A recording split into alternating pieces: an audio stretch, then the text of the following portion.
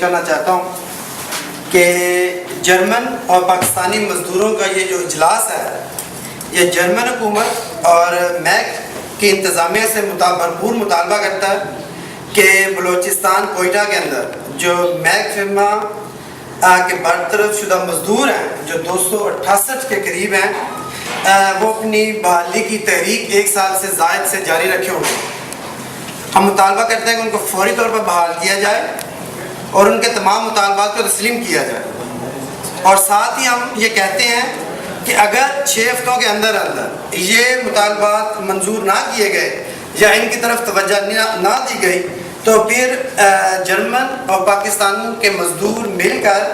Make کا مرکزی دفتر ڈارمسٹاڈ میں ہے وہاں دھرنا دیں گے اور بھرپور مظاہرہ کریں گے۔ ہم یہ اجلاس بلوچستان میں کوئٹہ میں میک فرما کے مزدور جو برطرف ہیں اور تحریک چلا رہے ہیں ان سے مکمل طور پر اظہار یکجہتی کرتے ہیں۔ یہ اجلاس فیصلہ کرتا ہے کہ پاکستان کے اندر میک فرما کے مزدوروں کی بحالی کی جدوجہد کو یہاں جاری رکھا جائے گا اور اس کی فتح تک ہم اپنی تمام کوششوں کو بروئے کار لائیں گے۔ شکریہ۔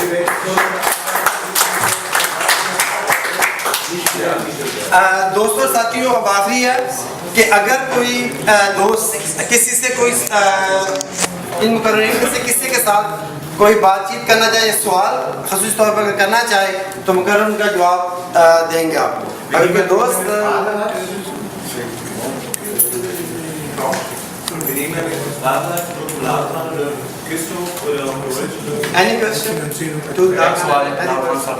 یہ آج کل جو چل رہا ہے میڈیا کے خلاف، یہ آج کل جو چل رہا ہے، آج ٹی وی میں دیکھ رہا تھا، آج میڈیا کے خلاف جو تحریک چل رہی ہے گورنمنٹ آف پاکستان کی طرف سے، اس کا کیا رد عمل ہے؟ یہ کیوں شروع ہوئی ہے اور اس کا یہ فیوچر کیا ہے؟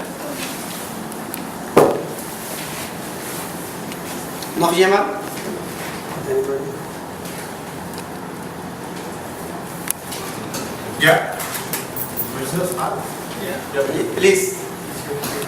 ایک سوال میرا بھی یہ ہے کہ جو پاکستان کے جو آخر اتنا اچھا ملک ہے ہم لوگوں کا، ہم لوگ پیار محبت کرنے والے ہیں، کیونکہ ہم لوگوں کو خود بے روز ہم لوگ یہاں پہ بیٹھے ہوئے ہیں، اگر جس ہم اپنے ملک میں جاتے ہیں تو واقعی ہمیں بہت اس کا ہر چیز کا ہے، مگر یہ جو قانون قاعدے جو پاکستان کے بنائے گئے ہیں یہ فرق رکھا جاتا ہے کہ وہاں چور بازاری جو انہوں نے قائم کی ہوئی ہے آخر یہ کب تک چلتی رہے گی؟ کوئی ایسا کوئی قانون کوئی بنے گی جس پہ دیکھو ہم لوگ جرمن میں رہتے ہیں، یہ قومیں اتنی آگے اس لیے نکل گئی ایک سسٹم میں آئی ہوئی ہیں، ہمارے پاس کوئی ہماری جان محفوظ نہیں ہے، مال وہاں محفوظ نہیں ہے، کوئی سسٹم کوئی ایسا ہو۔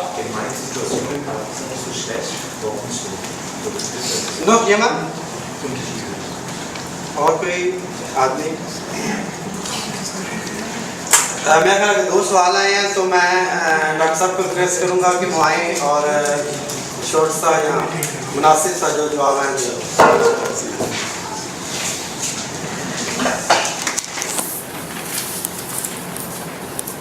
کامریڈز، جو پہلا سوال ہے جو میڈیا کا کانفلکٹ ہے، وہ صرف میڈیا کانفلکٹ نہیں ہے، ہم دیکھتے ہیں کہ ریاست کے مختلف ادارے آپس میں متحارب، ایگزیکٹو کا عدلیہ سے کانفلکٹ ہے، آرمی کا ایگزیکٹو سے کانفلکٹ ہے، پارلیمنٹ کا